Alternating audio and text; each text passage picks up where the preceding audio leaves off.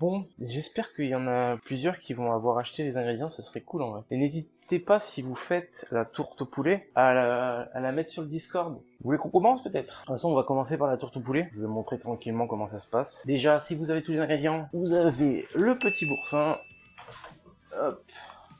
Les deux pâtes feuilletées, fallait bien en prendre deux, le poulet, donc à peu près 3 filets. Bon, ça se trouve, il va nous en rester un. Donc bien sûr, il va nous falloir un plat. Bon, par contre, les ingrédients, par exemple le boursin, il va peut-être en avoir trop, le poulet pareil. Il y a juste la pâte, on va faire tout, pas quasiment. D'ailleurs, pour les restes de pâtes, ce que vous pouvez faire, c'est faire des feuilletés au fromage. C'est sympa, c'est ce qu'on fait nous, chez nous. Bah en fait, c'est facile, c'est hyper simple, il n'y a rien de plus simple. Prends ta pâte feuilletée, tu mets du gruyère par-dessus, et c'est fini.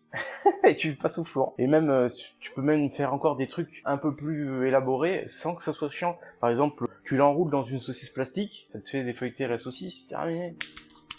T'as plein de trucs comme ça, tu peux mettre des petits morceaux de bacon par-dessus, tu peux... En fait, la pâte feuilletée elle est déjà faite, c'est le plus compliqué. C'est pour ça que moi, vous me verrez jamais la faire, je pense, la pâte feuilletée, même dans les lives cuisine, parce que c'est le truc le plus chiant au monde à faire. Déjà, faut s'y prendre 3 jours à l'avance, non je déconne, j'exagère, mais quasiment. C'est pour ça que moi, c'est l'un des seuls trucs que je ferais pas, c'est vraiment la pâte feuilletée. Après, peut-être qu'il y a des techniques pour faire une pâte feuilletée rapide, j'en sais rien. Hein. Moi, j'en avais déjà fait une fois, et encore, ça remonte à plus de 10 ans, donc je saurais même pas la refaire. Et je sais que ça avait pris, je sais pas combien de temps, on l'avait fait la veille et on avait dû retourner la faire. C'est compliqué. Hein. Donc ça va être très simple. On va commencer par prendre la pâte. On va mettre normalement quoi. Hein. Normalmente. Bon, c'est une recette simple, hein, donc j'ai pris des ingrédients que tout le monde peut trouver. Parce qu'une pâte feuilletée, pas tout le monde peut la faire, mais tout le monde peut en trouver assez facilement. Tu as une bonne vue de ta cuisine. Comment ça? Sur l'extérieur? De l'extérieur? Bah oui, j'ai la même vue que sur les autres trucs. J'ai déjà montré la vue en plus. Hein. J'ai la meilleure vue du monde en fait. Voilà, une petite vue sympatoche, voilà. Hein.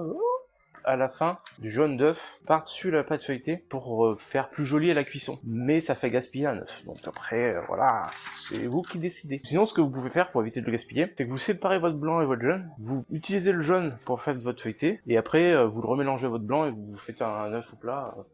Un œuf brouillé, un œuf... Comme ça évite de gaspiller, mais c'est chiant. Du coup, on a la pâte feuilletée qu'on a mis en place, on met bien comme il faut pour bien que ça soit un peu partout. Ensuite, on va prendre nos poulets. Bon, moi j'aime bien rincer le poulet à l'eau par contre. Donc là, vous allez trier votre poulet. Après, ça dépend de votre façon de trier. Ça dépend des goûts de chacun. Moi, je sais que je suis un peu chiant sur ça, parce que j'aime pas trop ce qui est gras et tout. Donc, je trie énormément. Après, ça dépend de la façon des gens. Après, c'est que du gras. Hein, ça changera pas la recette. Moi, je sais que je suis un peu chiant quand je prépare. Donc, ensuite, dès que vous avez préparé votre poulet, donc je vais en préparer deux vite fait. Donc ensuite, on va couper des petits morceaux de poulet, on fait des petits cubes, hop, comme ça, à peu près comme ça. Là.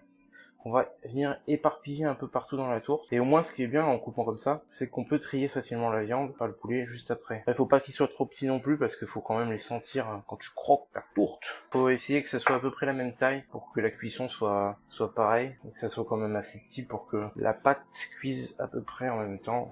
Parce que si la pâte est cuite, mais pas le poulet, c'est plus compliqué. Donc on continue avec le deuxième, parce que je pense qu'il en faudra un minimum deux de toute façon. Le troisième, on verra. Je ferai d'abord avec les deux autres, et puis on verra ce qu'on a besoin, si on en a besoin ou pas. Alors faut savoir que c'est une recette hyper simple, mais que je l'ai jamais faite. Parce que dans ma famille, ils font tout le temps ça. Mais c'est vrai que moi, de mon côté, je l'ai jamais fait. J'ai déjà vu plusieurs fois la faire, mais là, vous voyez, elle est un peu épaisse. Et je vais pas m'amuser à essayer de couper pour la désépaissir, pour me couper un doigt. Donc on va directement taper dans la longueur et on peut tailler des petits bouts. Hop. Voilà, donc nous on a fait deux filets du coup pour l'instant. Donc on va passer à essayer d'y mettre dedans. Vous allez voir, c'est très simple, hein, ça va aller vite. D'ailleurs, ce que j'ai oublié de faire, c'est d'allumer mon four.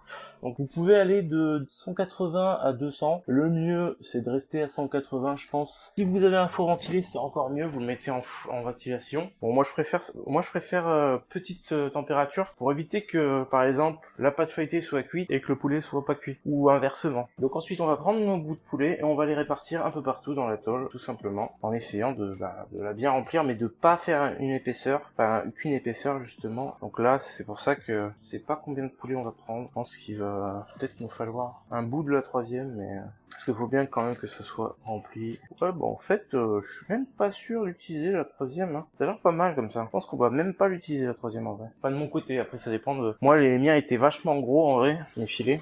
Donc voilà à peu près ce que ça doit ressembler. Donc pas de hauteur, juste la première surface, ça suffit. Et qu'il y en ait un peu partout, voilà.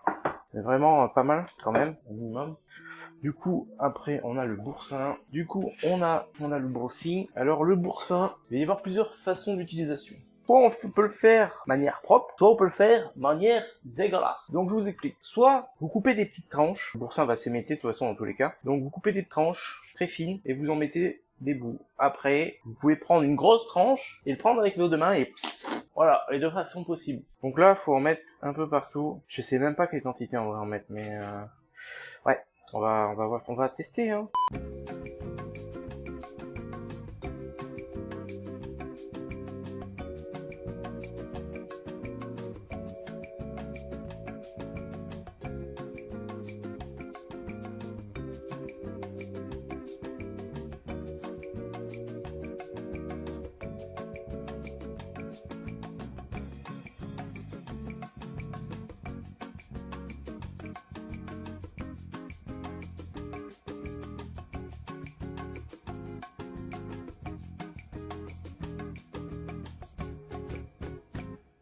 Faire ferme, j'ai envie de te ban par contre. C'est normal ou... Alors ça va être très simple et compliqué à la fois. C'est qu'on va mettre la deuxième pâte par-dessus, tout simplement.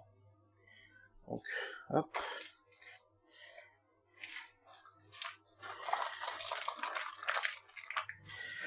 Et donc on va lier les deux, tout simplement.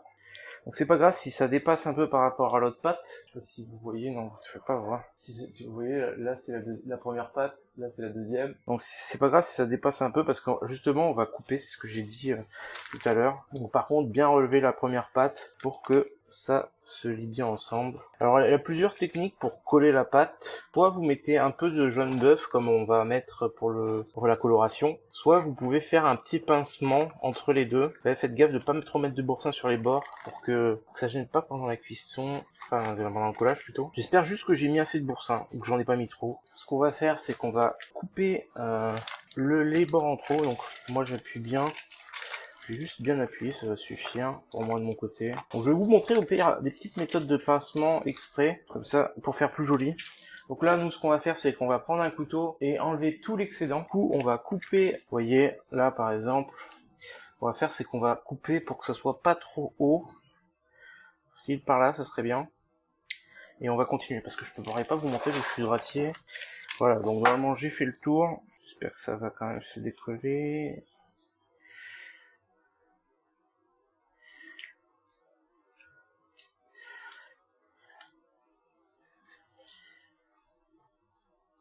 Voilà, c'est ce que je disais, on peut y garder tout simplement. On va prendre notre petit truc comme ça, là. On va le mettre sur un film, sur une plaque, et du gruyère, et des graines de sésame, et ça fait des petits feuilletés apéritifs, tout simplement. Et ensuite, ce qu'on peut faire, c'est replier les bords, tout simplement, comme ça, comme il a fait, mais avec moins de pâte, quoi, du coup, pour éviter que ça soit trop épais. Si on le désire, prendre un jaune d'œuf. Donc, ce qu'on peut faire pour le jaune d'œuf, quand on prépare son jaune d'œuf, c'est mettre de l'eau, bien sûr pas chaude, hein, quelques gouttes d'eau pour rendre plus liquide le jaune. Donc ça va servir surtout, en fait, pour l'aspect esthétique. La coloration va mieux se faire, etc. Purement esthétique, donc vous n'êtes pas obligé de le faire. Du coup, vous allez en mettre un peu partout. Tout ce qui va se voir, en fait, vous allez en mettre, tout simplement. Tout ce qui va dorer au four, vous allez devoir en mettre. Voilà. Donc là, la tourte est faite. Il reste plus qu'à la mettre au four. Donc c'est parti. J'espère que j'ai pas fait de la merde. Voilà. Donc j'ai pas de temps de cuisson. J'ai pas de temps de cuisson parce que en fait, même mes parents ils en ont pas et ils regardent par rapport à la coloration de la pâte, tout simplement. Donc nous c'est ce qu'on va faire, mais on va mettre un petit chrono comme ça. Je vais pouvoir dire à ma mère, bah tu sais ta tourte au poulet elle met 20 minutes à cuire, par exemple. On a fini. Putain elle est là cette connasse que je cherche depuis tout à l'heure. Regardez-moi ça. Regardez-moi ça. Qui ose dire que c'est sec en fait? Bon, qu'est-ce que vous avez pensé de cette tourte? Est-ce que ça vous donne envie de la refaire pour ceux qui ne l'ont pas faite? Monsieur Soutien, toi qui l'as fait, est-ce que, suivant, bon, ça sera suivant si le goût y est ou si tu aimes ou pas, mais Est-ce que là, rien qu'avec ce que tu as fait, est-ce que ça te donne envie de la refaire plus tard?